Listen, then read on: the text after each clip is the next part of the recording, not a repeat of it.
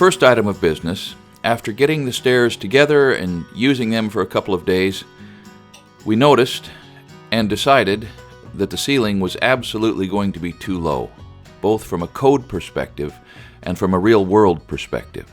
So I have Daniel here raising the wall and window so there's no chance of bumping your head when you come up the stairs, and perhaps more importantly, no chance of failing a final inspection.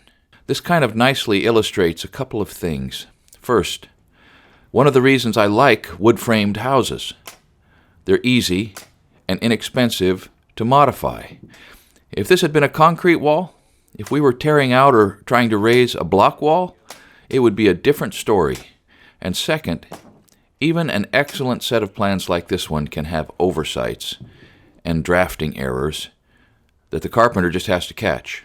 Now, part of the heartburn and anxiety with figuring out how high to raise this wall to address this problem at the stair ceiling height is anticipating the effect of raising this roof on the already tricky intersection of the roof lines where these three gables come together.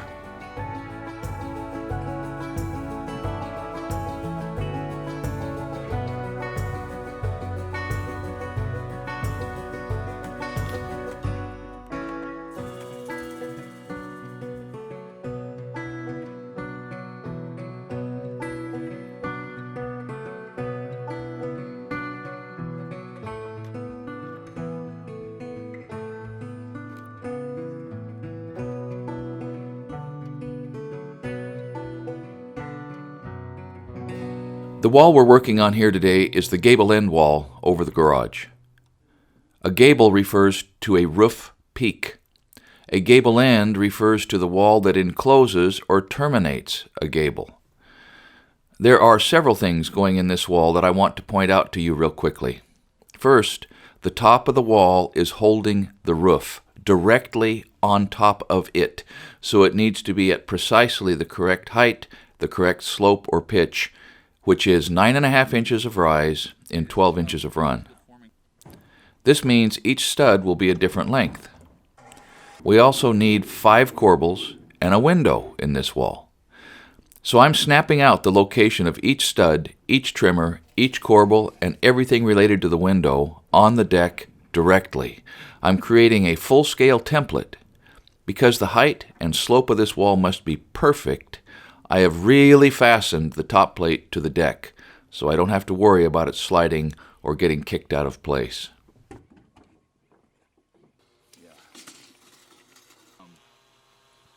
My purpose in life here today is just get snapshots. I don't know if we're going to hang this thing. A corbel is an architectural feature, kind of like a brace or a bracket, and on lots of houses they are simply decorations that are installed after the roof is built. On our house, they are structural, actually holding up this big overhang. Like I mentioned previously, these corbels were made by my friend Matt Royston, and they really turned out great. They were built from kiln-dried, free-of-heart center Douglas fir beams, which, in these sizes, is a pretty high-end and expensive material. But these corbels are going to be permanent, structural, decorative, and out in the weather a bit, and so we don't want them twisting or warping or budging at all. Ever.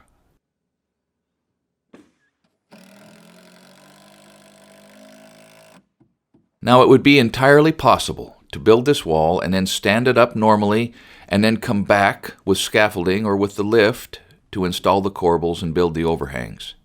But that's not what we're doing.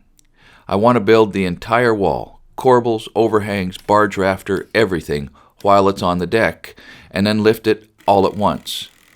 I'm doing it this way because this wall assembly is essentially a test run, or a dress rehearsal, if you will. The other wall, on the opposite end of the house, is the main event. It's just like this wall, except a whole lot bigger, much more detailed, and without the luxury of a driveway as a surface to work off of. I'm not sure that it would be possible to put the overhang on the south end from the ground. So if we can build and lift this wall here, there will be a very good chance that we can do the same thing on the opposite end of the house using a crane to lift it.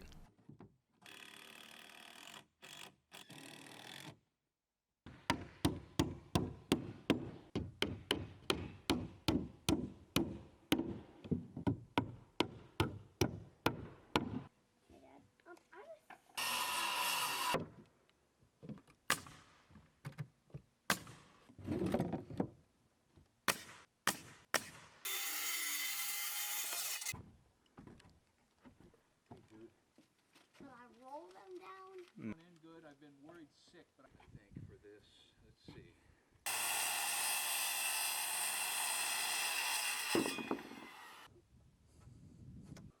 I'm going to refer to this big tan 2x12 as a barge rafter. It's a finger-jointed, engineered wood product made from cedar, which is extremely resistant to mold and rot, and it's a very expensive piece of lumber. It has a rough sawn side and a smooth side, and the rough side goes out. It makes a nice appearance. It's called a barge rafter because it is indeed a rafter, and it's assisting to hold up the roof. The 2x6 behind our barge rafter I'm referring to as a subfascia, and this is the piece of lumber that is resting directly on top of our corbels. The traditional way that a corbel is used is to have the corbel projecting out from underneath and slightly beyond the barge rafter, which then rests on top of the corbel. And this looks terrific. But the downside to doing it this way is that the end of that corbel is now exposed to the weather. It's unprotected, and this causes premature deterioration in our rainy climate. It rots. And so what we're doing is resting the subfascia on top of the corbels with the barge rafter attached to the end of the corbels. That way the barge itself is providing some cover and some shelter for the end of the corbel and protecting them from the elements.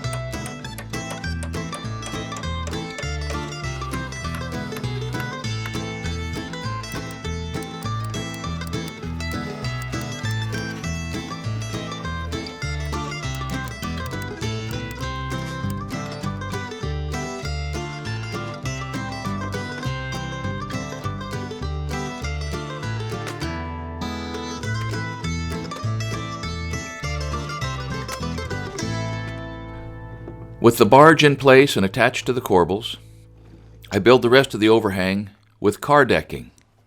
This is another kiln-dried Douglas fir product, 2x6s, but with a tongue and groove profile. This creates a nice traditional look from the bottom, which will be visible all around the house from down below, and it removes any concerns about whether or not plywood could span a 3-foot overhang. We cut out these pieces on the ground with a miter saw because it was faster and more precise. The truth is that this whole overhang system is a lot of extra work and material and money. A more standard method would be to simply shorten the overhang and box the soffit so you can't see anything from underneath. These extra wide overhangs, though, are a classic craftsman-style motif, with some other real practical benefits as well. It holds the rain a little further away from the side of the house. You can walk around the house without getting drift on you, and there's more shade in the summertime, so it keeps the house cooler. And, from my perspective, when you stand under an overhang like this and look up, it is really beautiful and interesting, with all of the corbels and rafter tails and tongue and groove lumber. And because this will be visible from the ground, we're just making sure these pieces go on here nice and square. And we're checking it every few boards just to make sure we don't run off.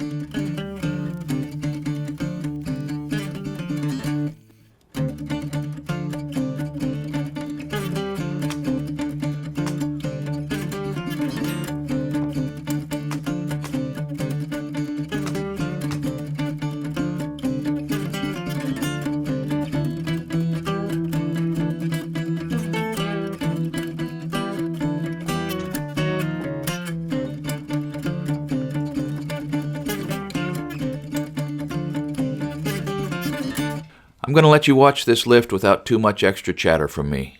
A lift like this, especially on a test run, is an exciting thing. If this goes according to plan, I'm going to feel a lot more confident approaching the big walls that will be starting next week.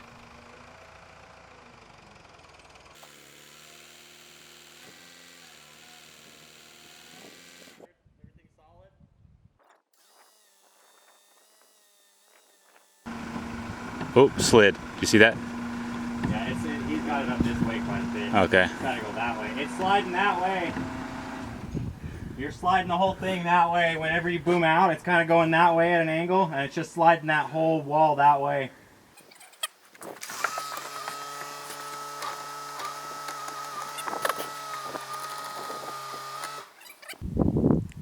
When you boom back in, it'll kind of slide it the rest of the way that way that it needs to go, so I think you're doing just fine.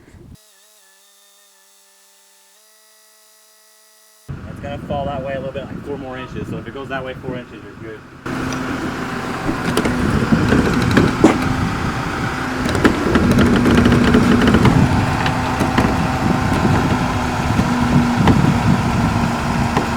Nail a brace on it, 2 braces.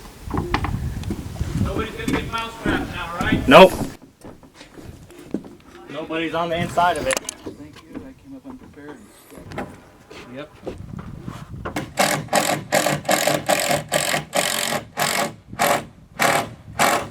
Can't tear that loose without a fight.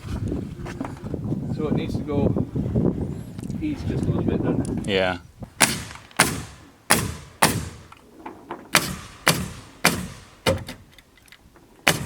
How do you guys hold on to that brace and drag? Yeah, I'm holding on right here. Yeah, so you can drag back so it doesn't come over too far. Right. I've got it right here. Okay, great. Right out of the line of trap and. Yeah.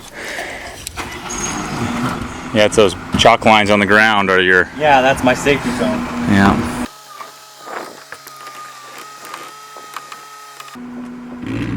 Whoa, whoa! Whoop! Oh, he's probably lifting. It's all coming off the floor. You got a 5-inch gap on this side. Okay, they come back down to you. Yep.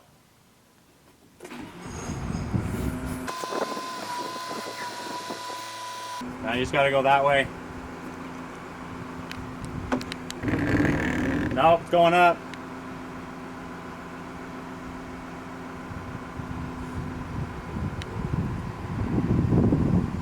Yeah. Is he driving backwards? That's good, no. Alright, that's pretty close. You got this for a second? Yeah, I got this. Okay, let me go grab this. Where's the level at?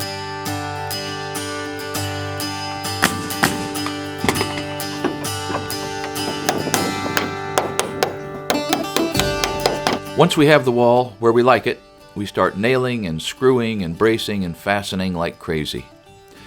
This wall sheeting overlaps and gets attached right to the garage header. Braces with turnbuckles are attached from behind so we can fine-tune it later. The wall is a little bit nose-heavy with that overhang out there, so we're not taking any chances. And I have to admit that I am pretty excited to learn that the plan is coming together. Thanks for watching. And keep up the good work.